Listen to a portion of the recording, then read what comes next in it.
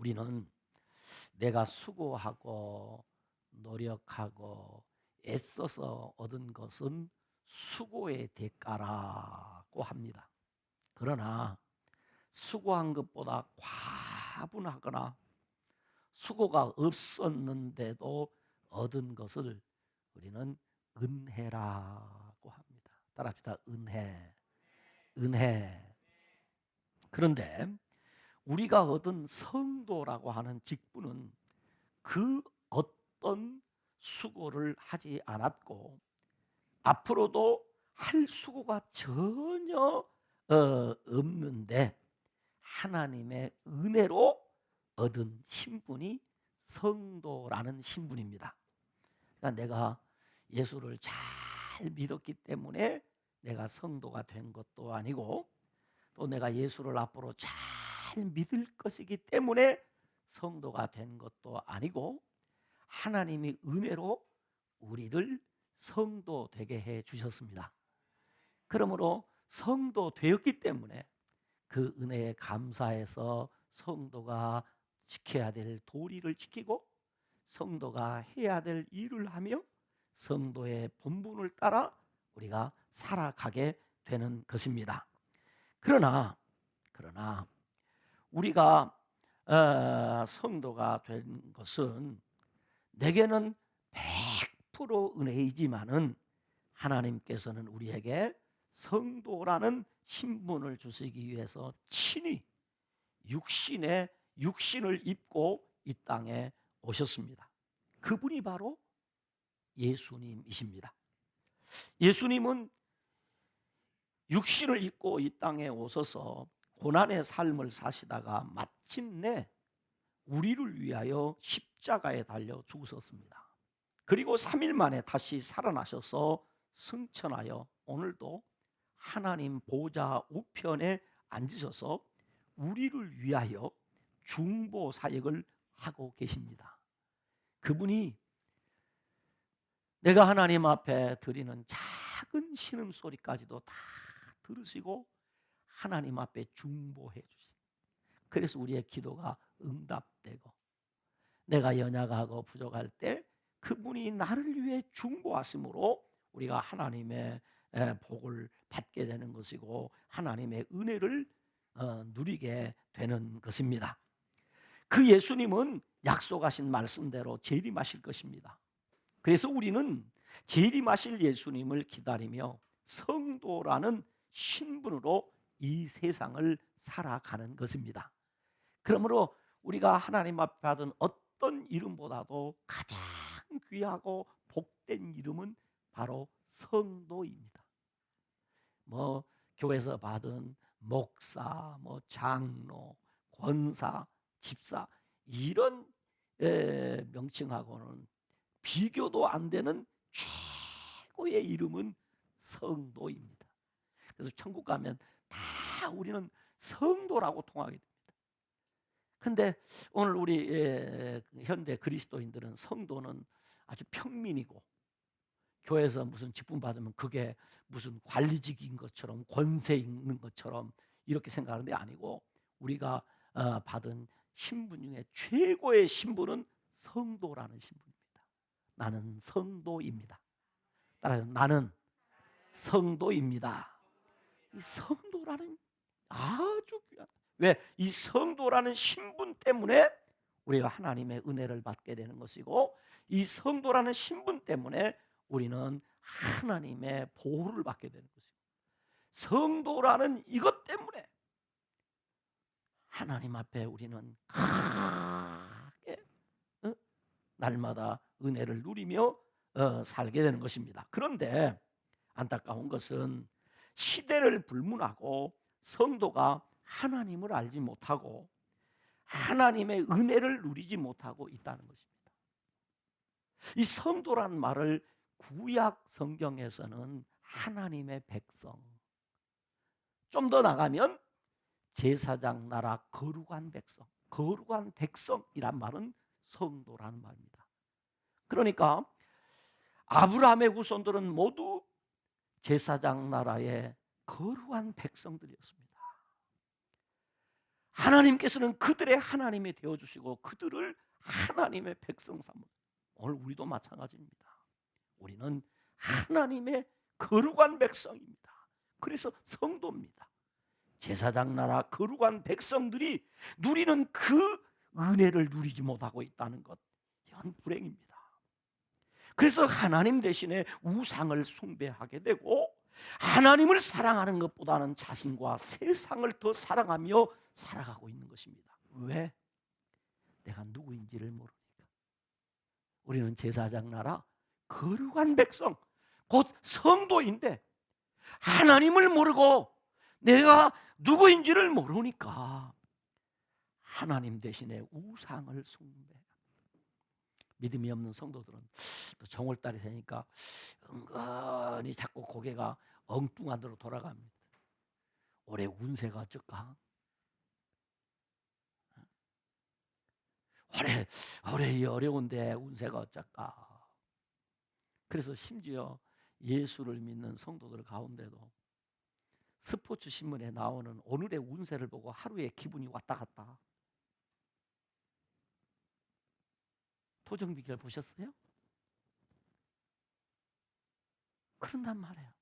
알고 교회 성도들이야 그럴 일 없겠죠. 왜 그런가? 왜 불안한가?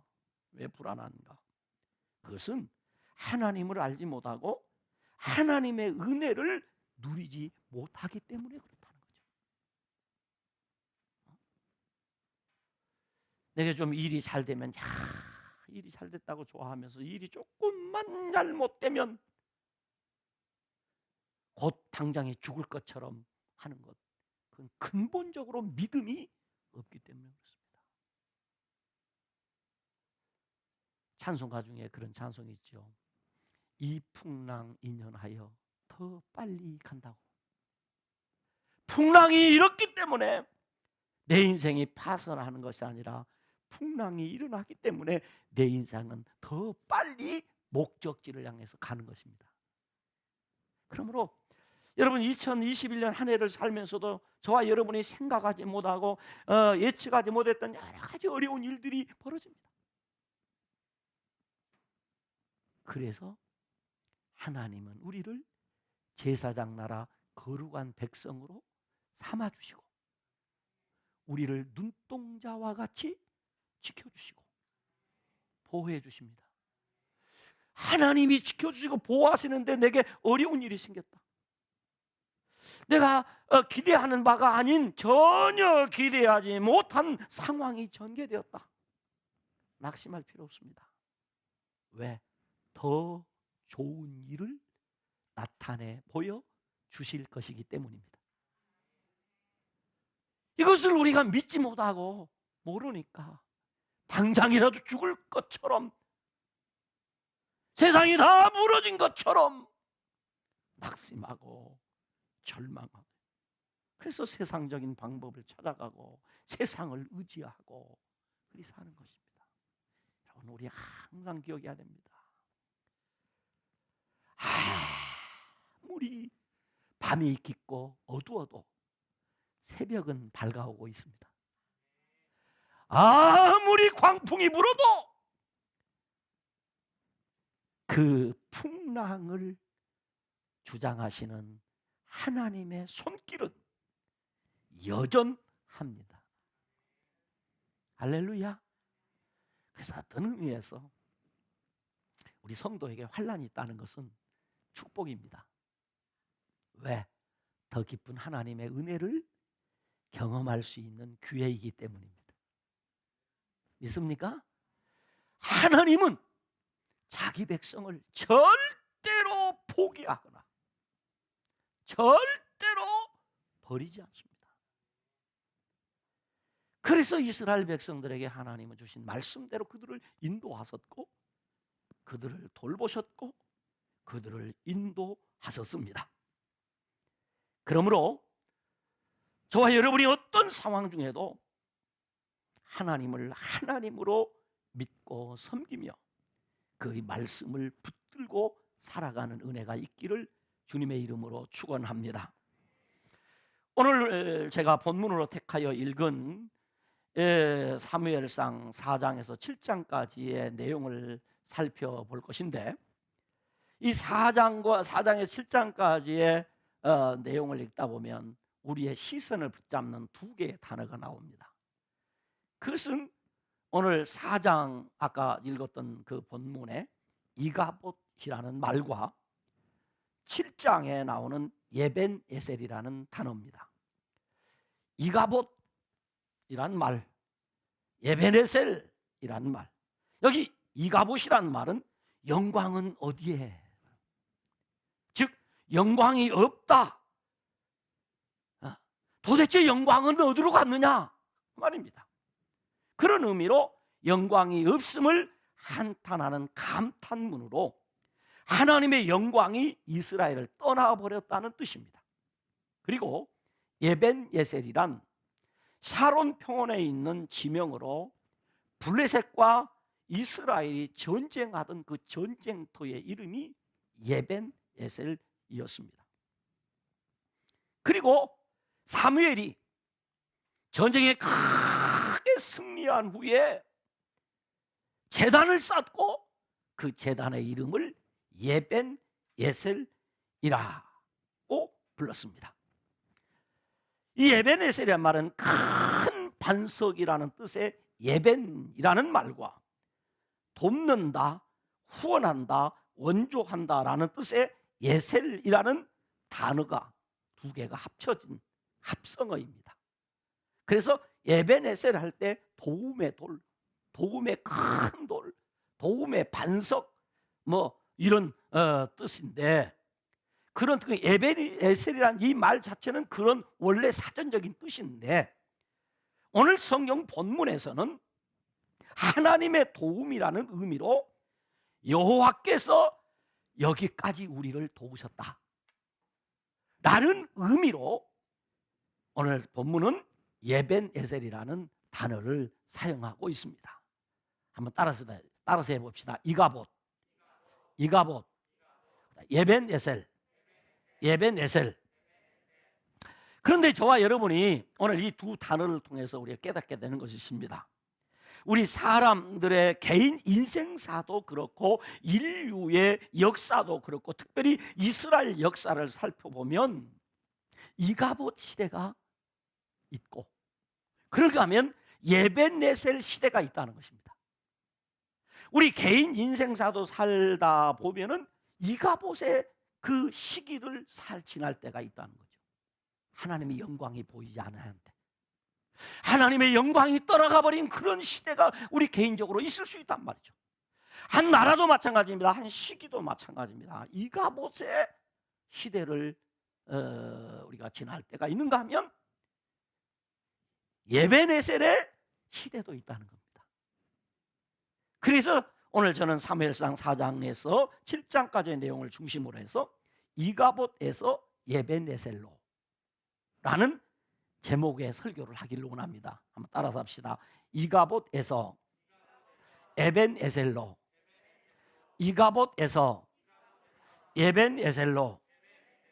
자, 그렇다면 이가봇에서 에벤에셀로는 첫째, 하나님의 영광이 떠나버린 이가봇입니다. 하나님의 영광이 떠나버렸다는 얘기죠.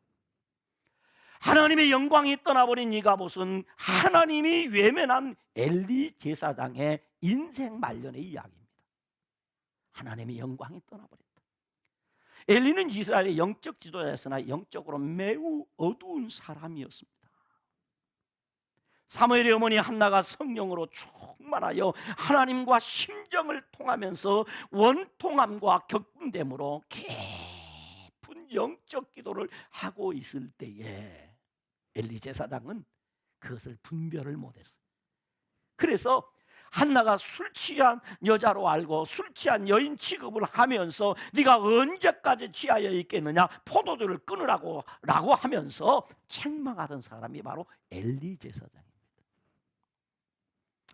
제사장직을 계승한 아들 홈리와 비누아스는 하나님을 알지 못하는 불량자로 하나님께 제물을 드리기 전에 자기들이 먼저 그 제물에 고기의 좋은 부위들을 미리 싹둑싹둑 잘라다가 챙겨 먹는, 하나님 앞에 드리는 그 제물을 착취해가는 아주 악한 자들이었습니다. 그뿐만이 아니라 거룩한 회막물에서 수종드는 여인들과 동침함으로 하나님의 집을 더럽혔습니다. 그러나 엘리는 자신을 제사장으로 세워주신 하나님보다 아들을 더 중히 여겼습니다. 아들이 중요하지 않은 사람이 어디 있습니까? 근데 우리 한 가지 꼭 기억하고 넘어가야 될 게 있다면, 정말 우리 자녀들이 귀하게 여긴다면, 정말 내가 지금 나에게 주신 이 자녀가 하나님의 선물이고 세상에 그 누구보다 그 무엇보다도 정말 귀하다고 여러분들이 여러분의 자녀를 그렇게 생각한다면, 여러분의 자녀를 하나님 앞에 복되게 키워야 됩니다. 복된 자로 세워야 됩니다. 때문에, 사랑하기 때문에 아들들이 잘못하면 그들을 바르게 세워야 하는 것입니다. 그것이 부모입니다. 그런데 엘리는 하나님이 안 보이니까, 하나님보다도 자신의 아들을 더 귀중히 여기기 때문에 두 아들의 잘못된 행위를 바로잡지 않았습니다. 자신을 제사장으로 세워주신 하나님보다 아들을 더 중히 여기는 엘리 제사장을 하나님은 그대로 두어 볼 수가 없었습니다. 그래서 이름을 알 수 없는 무명의 하나님의 사람을 보냈습니다. 그리고 어린 사무엘을 통해서 엘리 집에 대한 심판을 경고합니다. 그러나 엘리와 그 아들들은 돌이키지 않습니다. 결국 하나님은 징계의 채찍을 두셨습니다. 그래서 엘리의 두 아들 홈니와 비느하스는 오판했습니다. 그래서 당시 최강국인 블레셋과 전쟁을 일으킵니다. 오늘 성경 본문에 보면 블레셋이 이스라엘에 쳐들어온 것이 아니라 홈니와 비느하스가 전쟁을 일으킨 겁니다. 왜? 오판했습니다. 왜 전쟁했을까요? 이길 것 같아서, 이길 수 있다고 생각했어. 오늘 우리는 그 오판하면 나는 잘할 수 있을 것이다, 내 능력이면 될 것이다, 오판하면 안 됩니다. 하나님이 도와주셔야 됩니다. 하나님이 은혜 주셔야 됩니다. 하나님이 복 주셔야 합니다. 그런데 결국 어떻게 됩니까? 전쟁에 나가서 4,000명의 전사자가 발생합니다. 깜짝 놀랐습니다. 당황한 장로들이 바알유저 실로에 있는 하나님의 궤를 가지고 전쟁에 나가라고 합니다. 그래서 하나님의 궤를 가지고 전쟁터에 나갔습니다. 군사들이 사기가 중천했습니다. 저 블레셋 병사들은 위기감을 느꼈습니다. 그런데 블레셋 병사들이 똘똘 뭉쳤습니다. 전쟁이 계속됐습니다. 3만 명의 전사자가 발생했습니다. 성경 본문에 보면 3만 명의 전사자들 가운데서 바로 엘리의 두 아들 홈니와 비느하스가 죽습니다. 뿐만이 아니라 그들을 지켜줄 것이라고 믿었던 하나님의 궤가 블레셋 사람들에 의해서 찬탈당해 버렸습니다. 이렇게 되자 오늘 4장 11절에 보면 이렇게 기록합니다. 하나님의 궤는 어떻게 되었고? 빼앗겼고, 엘리의 두 아들 홈니와 비느하스는 어떻게 되었더라? 죽임을 당하였더라. 그래서 전령이 이 소식을 안고 본국으로 돌아갑니다.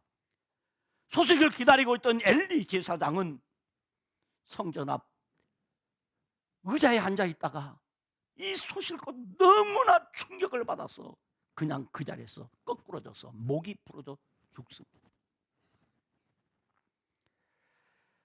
만삭이 된 며느리 비느하스의 아내가 만삭이 돼서 출산을 합니다.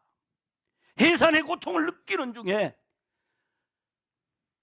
남편이 죽고 시아버지가 죽고 하나님의 궤가 빼앗겼다는 이 소식을 듣고 충격을 받습니다. 난산입니다. 죽어가면서 아들을 낳습니다. 그는 말합니다. 영광이 이스라엘에 떠났다 라고 하면서 그 아들의 이름을 이가봇. 여러분, 아무리 그래도 그렇지 아들 이름을 이가봇, 하나님의 영광이 떠난 놈이란 말이에요. 하나님의 영광이 없는 놈, 우리 흔히 하는 말로 복도 지질이 없는 놈이다 이 말이죠. 왜? 아버지가 죽고 할아버지가 죽고 나라의 수호신이라고 생각했던 하나님의 괴가 빼앗긴 날에 태어난 놈이다. 이것은 당시 이스라엘의 그 모습을, 아니 엘리 가정의 모습을 나타내는 이름이 이가봇이라고 지은 것입니다. 이것이 하나님의 영광이 떠난 저주받은 엘리 가문의 비참한 몰락의 이야기올지다. 이스라엘 역사에서 이가봇 시대는 이때만은 아닙니다. 이스라엘 백성들이 하나님을 멀리할 때는 언제나 이가봇이었습니다. 하나님의 영광이 떠나버린 이가봇, 하나님께서 예민한 이스라엘은 이가봇이었습니다. 하나님의 언약궤를 가볍게 여기면 이가봇입니다. 하나님을 멸시하면 이가봇입니다. 그래서 성경은 말합니다. 나를 존중히 여기는 자를 내가 존중히 여기고, 나를 존중히 여기는 자를 내가 존중히 여기고, 나를 멸시하는 자를 내가 경멸하리라 라고 해요. 하나님께서는 하나님을 위한 충실한 제사장, 곧 하나님의 마음과 하나님의 뜻으로 행할 사람을 세워 기름을 붓고 견고한 집을 세우고 싶어 하십니다. 오늘 또 하나님은 누구를 찾고 계시느냐? 하나님의 마음과 하나님의 뜻을 행할 충실한 성도를 하나님은 오늘 또 찾고 계신다는 사실입니다. 바로 그 사람이 나이기를 원합니다. 그 사람이 여러분이기를 원합니다. 하나님이 찾고 있는 충실한 제사장, 충실한 사람이 있다는 거예요. 왜 찾으실까요? 그 사람에게 기름을 부어주시려고, 은혜 주시려고, 그 사람의 집을 견고하게 하려고, 곧 하나님의 집, 하나님의 교회를 견고하게 하시려고 충실한 제사장을 오늘 우리 하나님이 불꽃 같은 눈을 뜨시고 보고 계신다는 사실을 여러분 믿으시길 바랍니다.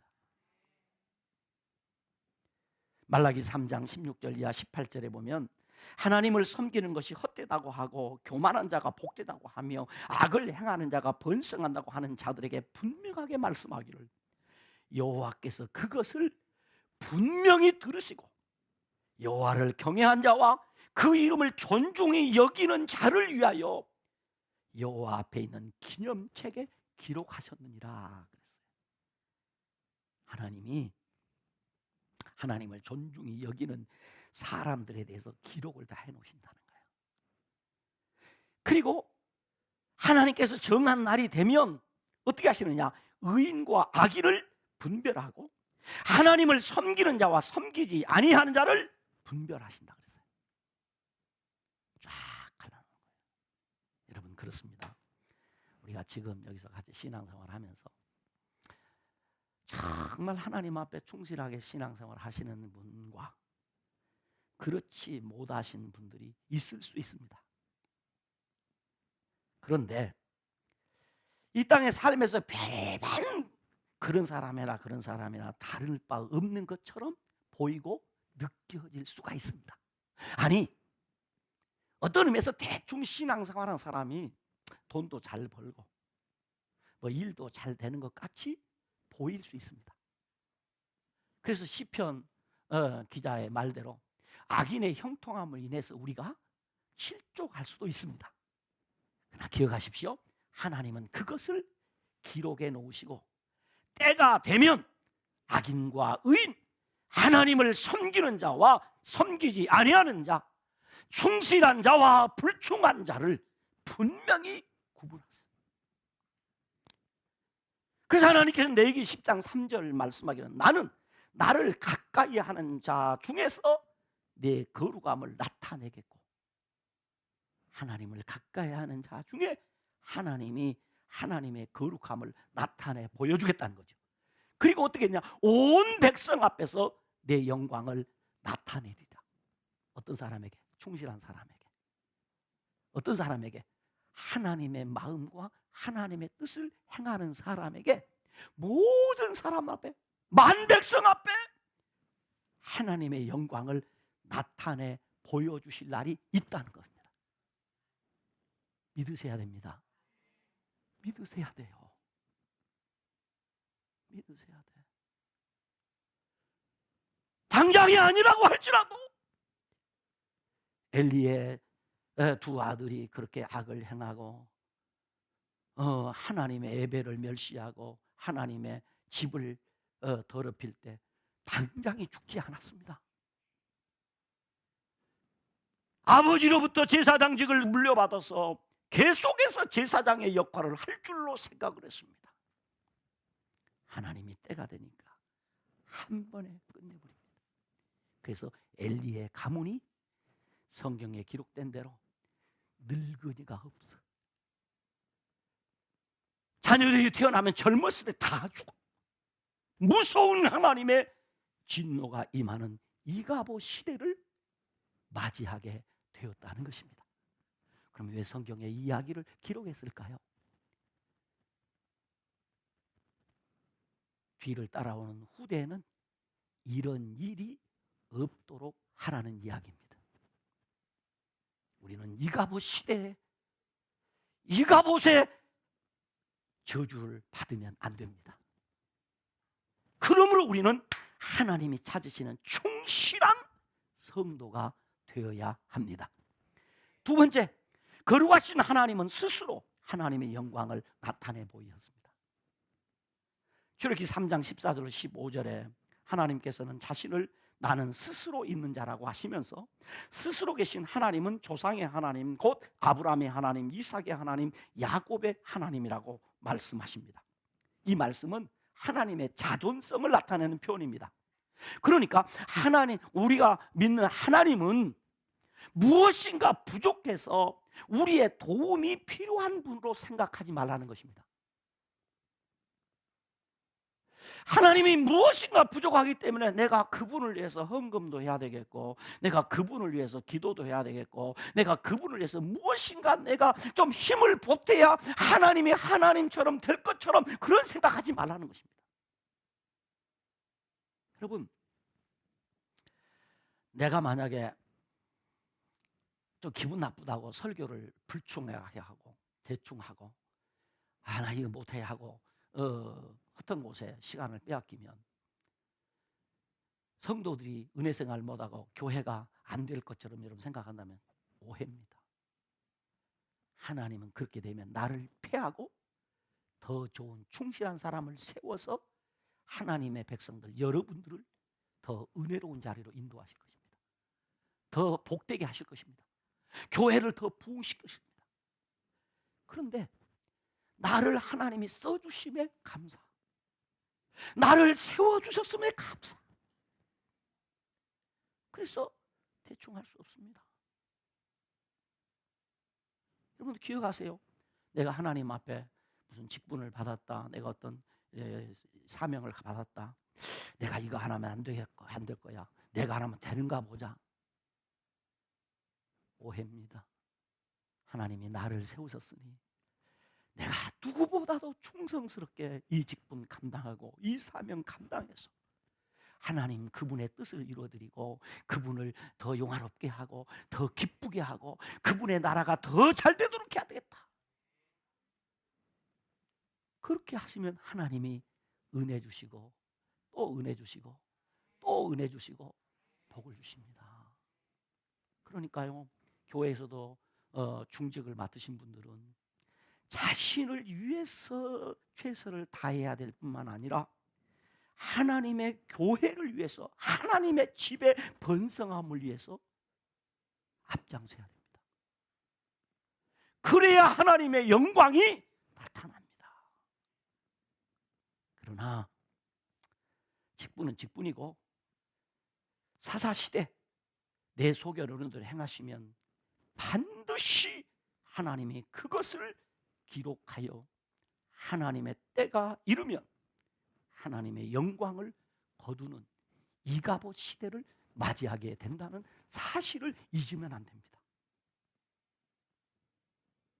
이것이 있음을 알게 하기 위해서 성경을 기록했고, 이것이 있음을 알게 하기 위해서 여러분에게 목사를 세워 이 말씀을 가르치도록 하나님이 하시는 것입니다. 그럼 어떻게 할 것이냐? 그동안 내가 그렇게 살았는데 돌이키면 됩니다. 돌이키면 기억도 아니하시고 은혜 베푸십니다. 돌이키면 하나님이 그거 기억도 안 하시고 복 주십니다. 보십시오. 이사야 42장 8절에 보면 이런 말씀을 합니다. 나는 여호와니 이는 내 이름이라. 나는 내 영광을 다른 자 내 찬송을 우상에게 주지 아니하리라 라고 했어요. 또한 에스겔 39장 21절로 22절에 보면 내가 내 영광을 여러 민족 가운데 나타내어 모든 민족이 내가 행한 심판과 내가 그 위에 나타낸 권능을 보게 하리니 그날 이후에 이스라엘 족속은 내가 여호와 자기들의 하나님인 줄을 알겠고, 그 다음에 25절에 내가 내 거룩한 이름을 위하여 열심을 내어 야곱의 사로잡힌 자를 돌아오게 하며 이스라엘 온 족속에게 사랑을 베풀지라. 여러분, 하나님은요 우리를 열심을 내어서 도와주세요. 하나님은 열심을 내어서 우리에게 사랑을 베풀어 주세요. 이사야서 60장 7절에 보면 내가 내 영광의 집을 영화롭게 하리라. 교회도요 하나님이 영화롭게 하는 것입니다. 내가 하는 것도 아닙니다. 그렇습니다. 거룩하신 하나님은 스스로 하나님의 영광을 나타내 보여주시는 분입니다. 블레셋 사람들은 전쟁에서 빼앗은 하나님의 궤를 블레셋의 5대 도시 중에 하나인, 그리고 자신들이 섬기는 주신 곧 다곤 신인 그 신전이 있는 그 아스돗으로 가지고 갑니다. 이 아스돗 땅에는 다곤 신전이 아주 큰 신전인데, 이 다곤 신은 바알 신의 아버지 신입니다. 그런데 그들의 최고의 신입니다. 이 최고의 신이 있는 그 신전으로 빼앗은 하나님의 궤를 가지고 가서 그 신전에다 넣어놓습니다. 왜 그런가 하면 자기들이 섬기는 신에게 이제 저 이스라엘 신을 한 놈 잡아왔습니다. 당신에게 이 신이 굴복합니다 하고 전리품을 자기들의 신인 다곤 신에게 바친 겁니다. 그랬는데 어떤 일이 벌어지냐, 그 다음날 아침에 일어나 보니까 다곤 신상들이 다 박살이 나 있는 겁니다. 우연히 그렇겠지 라고 해서 다시 다곤 신상을 다시 정리해서 딱 세워놓고 또 하룻밤에 자고 나니까 완전히 다 박살이, 목은 목대로 부러지고 팔은 팔대로 부러지고 다리는 다리대로 부러지고 몸뚱이만 남았는 겁니다. 아차 싶습니다. 자기들이 다곤 신이 최고인 줄 알았더니 이스라엘이 섬기는 그 신이 다곤 신보다 훨씬 우월한 신이라는 것을 그들이 알게 됩니다. 그래서 이걸 어떻게 할까 고민을 해요. 근데 거기서 문제가 생긴 것이 아니라 마치 요즘 코로나19와 같이 이 백성들에게 어떤 일이 벌어집니까? 독종이 이 발해가지고 이 전 그 도시의 그 시민들이 이 독종에 시달려 다 죽어갑니다. 도시가 붕괴될 위기에 처했습니다. 이 아스돗이라고 하는 그 지역에 사는 사람들이 어디 갈 수가 없어요. 왜? 거기는 독종이 번지니까, 전염병이 번지니까 큰일 난 겁니다. 이거 어떻게 할 딱 방법이 없었습니다. 그러자 블레셋의 지도자들이 의논합니다. 이거 어떻게 하면 좋겠느냐? 왜냐하니까 아스돗에서 가드로 보내서 가드에서 에그론으로 보냈는데 옮길 때마다 이런 일이 벌어지니까 방법이 없어요. 그래서 그들이 다곤 신을 섬기는 그 제사장들과 복술 점쟁이들에게 이거 어떻게 하면 좋겠느냐 하고 자문을 구합니다. 그러자 이 다곤의 제사장들과 복술자들이 한 방법을 고안합니다. 이 원래 있던 자리로 이 여호와의 궤를 갖다 놔야 된다. 왜? 자기들이 감당 못하는 거죠. 자기들은 지금까지 이 살아있는 하나님의 역사를 본 적이 없는 겁니다. 그저 마치 절간에 있는 불상에 가서 손이나 빌고 마음의 평안이나 얻는 정도지, 이렇게 살아서 막 역사하고 막 전혀 사람이 없는데 막 신상이 다 부서지고 막 전염병이 일어나고 가는 곳곳마다 이런 재앙이 나타나는 생각도 못합니다. 왜냐하면 우리가 믿는 하나님은 살아계십니다. 그렇게 믿으세요? 여러분, 다른 이방 종교와 다른 점이 뭐냐? 이방 종교는 가서 불공을 드리거나 막 기도를 하면 마음에 평안 없고 잘 될 거야 하는 기대감을 갖는 정도입니다. 아닙니다. 우리가 믿는 하나님은 정말 우리의 작은 신음에도 응답하시고, 재앙을 내릴 자에게 바로 재앙을 내리고 복을 내릴 자에게 복을 내리시는 분입니다. 이걸 경험해. 어찌할 수가 없다. 이 괴는, 이 신은 우리가 감당 못한다. 그러니까 새로 수레를 하나 짜고 암소 2마리, 특별히 새끼 딸린 암소를 하는데 한 번도 멍에를 매보지 않은 이 암소 2마리를 준비해라. 그래서 이 괴를 그 암소 2마리에게 싣고 새끼 딸리지 말고 그냥 최악의 조건을 만든 겁니다. 그래서 이 암소에게 벳세메스로 가는 길로 해가지고 그냥 가면 이 괴 때문에 재앙이 온 거고, 그렇지 않으면 지금 우연히 이런 일이 생길 것이다 라고 한 겁니다.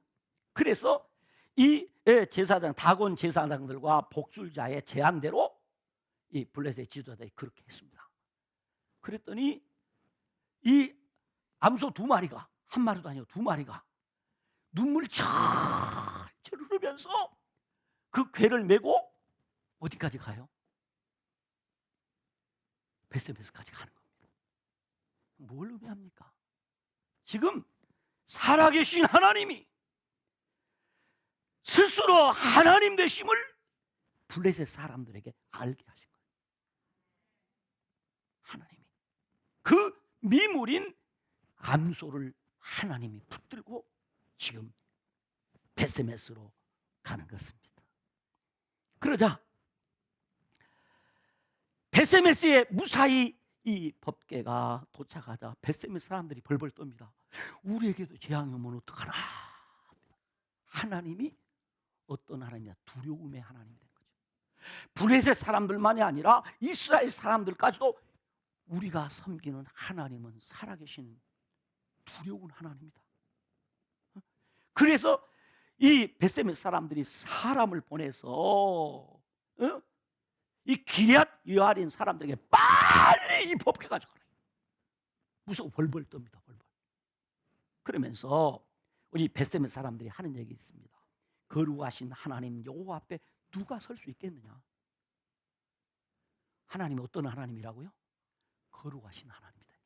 이 말은 무슨 말이냐면 저 블레셋 성기는 신하고 다른 하나님이다. 바알과 아세라하고는 다르다. 우리가 섬기는, 우리가 잘못 알고 섬기던 그 우상들하고는 비교가 안 되는 거룩하신 하나님이다. 이분 어떻게 이걸 알게 됐습니까? 하나님이 스스로 당신의 영광을 나타내 보여주신 거예요. 그러면서 하는 말이, 누가 그 거룩하신 하나님 앞에 서겠느냐?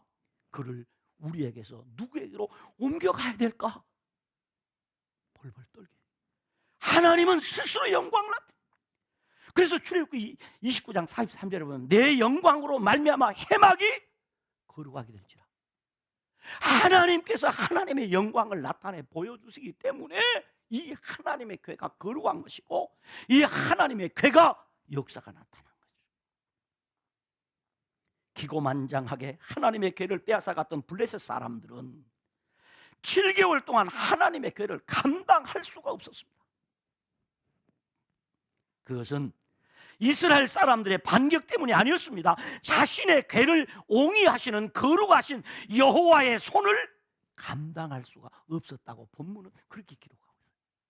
여러분, 하나님은 능력이 없어서 자기 백성들에게 이용당하시고, 하나님은 능력이 없어서 전쟁에 패하여 포로처럼 끌려가신 것입니까?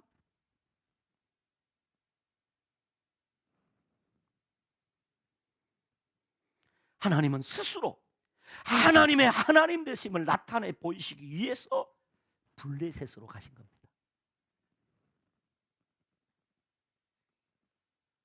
이렇게 능력이 있으신 하나님이 하나님의 괴를 가지고 가는 블레셋 병사들을 쳐서 당장이 멸할 수 있습니다.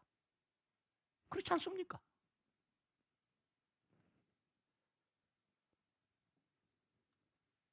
블레셋 사람들이 풍령과 풍요를 가져다 준다고 최고의 신으로 섬기는 다곤 신은 참신이 아니라는 것을 알게 하기 위해서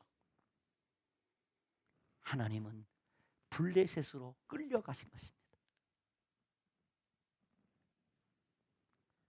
마치 예수님께서 얼마든지 자신을 십자가에 못 박는 자들을 멸할 수 있었지만 하나님께서 분부하신 일을 이루시기 위해서 십자가에 달리셨던 것과 같이 하나님의 괴는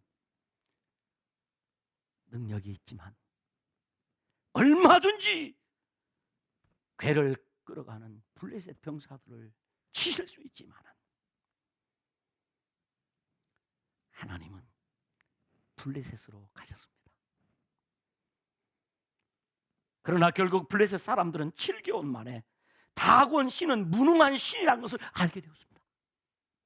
자신들이 섬기던 신은 아무것도 아니라는 것을 그들이 깨달았습니다. 두 손 들고 항복할 수밖에 없었습니다. 여호와 하나님만이 살아계신 하나님임을 그들이 알게 되었습니다. 그들만 알게 되었습니까? 이스라엘 백성들도 여호와 하나님은 두려움의 신이다, 거룩하신 하나님이라는 것을 알게 되었습니다. 하나님은 스스로 당신의 영광을 드러내시는 분입니다. 그럼에도 불구하고 하나님이 여러 꼬마를 통해서 찬양을 받고 싶어 하세요. 그럼에도 불구하고 저와 같이 약한 자를 통해서 하나님은 영광을 받고 싶어 하신다는 거예요. 그러므로 그 하나님 앞에 영광을 돌리는 삶을 살아야 됩니다. 이 삶이 복된 삶, 이것이 복된 삶이에요. 마지막으로 하나님의 도우심으로 에벤에셀 하게 했습니다. 에벤에셀, 하나님의 괴가 기앗 여아름에 들어온 지 20년이 되었지만은 이스라엘은 블레셋의 압제에서 벗어나지 못하고 있었습니다. 그때 이스라엘 온 족속이 여호와를 사모했다라고 기록을 합니다. 여기서 사모했다는 말은 애곡하고 슬퍼했다, 그런 의미로서 이제 하나님께 대하여 관심을 가지고 하나님을 바라보게 되었다는 말입니다. 곧 여호와의 제사를 멸시하고 하나님을 이용하려고 했던 이스라엘 백성들이 이제는 하나님을 온전히 섬기기 위해서 삶의 방향이 여호와께로 향하고 있었다 이 말이에요. 20년 만에 참 안 변해요. 누가요? 이스라엘 백성들이. 우리는 금방금방 변하는데, 그죠? 우리는 금방금방 깨닫고 은혜 받고 금방금방 신앙의 성숙한 단계로 가잖아요. 우리들은, 그죠? 이스라엘 백성들은 안 변해요. 그럴까요? 이게 우리 인간의 본질입니다. 참 안 변해요. 어떤 때는 이쯤 목사가 설교하면 움직일 때 되었는데 싶은데도 꿈쩍도 않고 있는 거 보면, 야, 내 모습이 하나님 앞에 그렇구나. 얼마나 하나님이 답답하실까, 그런 생각을 해봅니다. 하나님의 괴를 통해서 하나님의 영광을 보았는데도 안 변합니다. 20년이 되었습니다. 그때 이제 하나님께서 사무엘이 준비가 다 끝나니까 역사한 거예요. 그들이 하나님께 대한 관심이 생겼어요. 드디어 하나님이 준비한 사람 사무엘의 사역이 시작이 됩니다. 이미 선지자로 세움을 입은 사무엘은 사사로서의 사역을 시작을 합니다. 사무엘은 선지자로 사사로 제사장으로 사역한 사람입니다. 이스라엘 온 족속들에게 사무엘은 말합니다. 만일 너희가 전심으로 여호와께 돌아오리거든 이방 신들과 아스다롯을 너희 중에서 제거하고 너희 마음을 여호와께로 향하여 그만을 섬기라. 그리하면 너희를 블레셋 사람의 손에서 건져내시리라. 그러니까 20년 동안 블레셋 사람들 때문에 어쨌다는 것입니까? 고통을 당했다는 것입니다. 너무 고통이 힘들었어. 그러니까 이제서 하나님을 생각한 거죠. 안 해도 될 고생을 하는 사람들 많아요. 자, 일이 좀 안 되고 인생이 잘 안 풀리면 뭐 고민할 것도 없고요, 머뭇것 필요도 없이요, 하나님 앞에 납작 엎드려서 은혜 구하십시오. 납작 엎드려서 하나님께 부르짖어 보세요. 하나님은 속히 그 곤란에서 나를 건져주십니다. 20년 동안 블레셋의 고통을 당하니까 그때가 이제 하나님을 그때 이제 하나님께 사무엘을 보내가지고 이방신 버려라. 얘기는 뭐요? 이방신을 섬기고 있었다는 겁니다. 섬기고 있었다 라고 하면서 블레셋 사람의 손에 너를 건져내시리라 하시면서 사무엘 선지자가 제사장 나라에 대하여 가르치기 시작을 합니다. 우리는 그래도 제사장 나라 거룩한 백성이야. 그러므로 제사장 나라로서 제사장 나라의 거룩한 백성들은 이방신을 버리고 여호와께로 돌아와서 여호와를 섬겨야 한다. 그러면 하나님이 블레셋 사람의 손에서 너를 건져주시겠다. 여기에 답이 다 있어요. 그리고 말합니다. 온 이스라엘은 미스바로 모이라. 내가 너희를 위해서 여호와께 뭐 하리라? 기도하리라. 제사장 나라 거룩한 백성은 뭐 하는 사람이라는 거예요? 기도하는 사람이에요. 좀 더 쉽게 얘기하면 성도는 누구라는 거예요? 기도하는 사람이에요. 성도입니까? 기도하세요. 성도입니까? 기도 생활하셔야 됩니다. 기도하자. 미스바로 모이라. 그러자 이스라엘 백성들이 미스바에 모였어요. 금식하면서 회개하고 있었습니다. 이 소식을 들은 블레셋 사람들이 이 사람들이 독립운동하나 이렇게 생각을 했어요. 그래서 병사들을 모아가지고 이스라엘을 치러 올라옵니다. 그러자 이스라엘 백성들이 깜짝 놀랐습니다. 그런데 이스라엘 사람들이 달라졌습니다. 변했습니다. 전쟁하러 갑시다, 아니면 도망갑시다, 피신 갑시다 하고 도망가야 될 사람들이 사무엘에게 무엇이라고 말합니까? 우리를 위하여 우리 하나님 앞에 쉬지 말고 부르짖어 우리를 블레셋 사람의 손에서 구원해 주옵소서. 우리를 위하여 쉬지 말고 뭐 해달라고요? 기도해달라는 거예요. 아, 알았어요. 기도하면 하나님이 구원해 주시는구나. 이걸 알았어요. 다 알고 있는데 누구만 몰라요? 다 알아요. 기도하면 하나님이 건져주시는 거, 기도하면 하나님이 도와주시는 거 다 알아요. 혹시 모르십니까? 이스라엘 백성도 알았다니까요. 기도해달라는 거예요. 그러자 사무엘은 젖 먹는 어린 양 한 마리를 취해서 하나님 앞에 번제를 드립니다. 제사장의 사역을 한 겁니다. 그리고 이스라엘의 하나님 앞에 부르짖어 기도했습니다. 그때 하나님께서 군사를 이끌고 오는 블레셋 사람들에게 큰 우레를 발하여 그들을 어지럽게 만들었다 그래요. 그들을 흔들어 버렸습니다. 그러자 전쟁을 수행할 수 없게 된 겁니다. 그래서 이스라엘 백성들이 큰 승리를 얻었습니다. 그리고 블레셋이 빼앗겼던 땅을 모두 되찾았습니다. 그때 사무엘이 오늘 우리 교회 보고 표지에 나온 것처럼 큰 돌을 하나 미스와 센 사이에 세우고 여호와께서 여기까지 우리를 도우셨습니다 라고 하며 그 돌 이름을 예벤 예셀이라고 부른 것입니다. 사무엘과 이스라엘 백성들은 미스바에 모여 제사장 나라 거룩한 백성에 대한 법도를 배웠습니다. 금식하며 회개했습니다. 하나님께 예배를 드렸습니다. 하나님께 부르짖어 기도했습니다. 그때 에벤예셀의 역사가 나타났습니다. 에벤예셀의 역사로 말미암아 대적 블레셋이 굴복했습니다.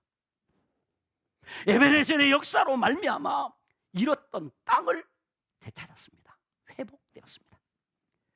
에벤예셀의 역사로 말미암아 이스라엘 땅에 평화가 찾아왔습니다. 곧 레위기 26장 3절로 13절에 기록된 제사장 나라 거룩한 백성들에게 주신 언약대로 이루어져 이가봇에서 예벤에셀로 바뀌었습니다. 이가봇에서 에벤에셀로 바뀌었습니다. 그러므로 하나님을 존중히 여기는 사람이 하나님의 도우심을 받습니다. 말씀을 정리합니다. 신앙은 내 힘으로 뭔가를 해야 하는 것이 아니라 나의 연약함을 고백하며 하나님의 손에 맡기는 것입니다. 하나님은 우리가 내 힘으로 안 되기 때문에 하나님의 다스림을 구하는 자를 친히 능력의 손으로 도와주시기를 기뻐하십니다. 능력의 손으로 도와주시기를 기뻐하십니다. 하나님은 하나님을 존중히 여기는 사람을 도와주십니다. 혹시 이가봇 시대를 살고 계십니까? 하나님의 영광이 떠나가 버린 인생, 하나님의 영광이 떠나가 버린 가정, 하나님의 영광이 떠나가 버린 민족에게는 소망이 없습니다. 하나님은 하나님을 존중히 여기는 사람을 도우심으로 예벤예셀의 은총을 누리게 하십니다. 하나님을 존중히 여기는 삶이 어떤 삶인가요? 하나님을 존중히 여긴다는 것. 야, 하나님은 존중하는 분이야, 이렇게 하는 것이 하나님을 존중히 여기는 것입니까? 오늘 본문을 통해서 우리가 깨닫는 것은 하나님을 존중히 여긴다는 것은 제사장 나라 거룩한 백성에 대한 법도를 가르치고 배우는 것입니다.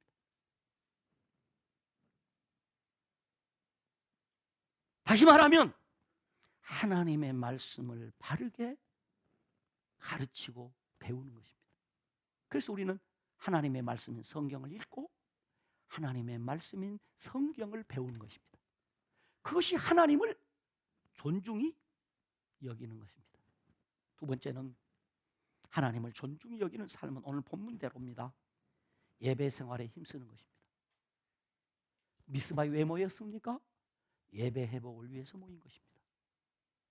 그래서 사무엘은 그들을 위해 기도해달라고 할 때 어린 양 한 마리를 취하여 하나님 앞에 드린 것입니다.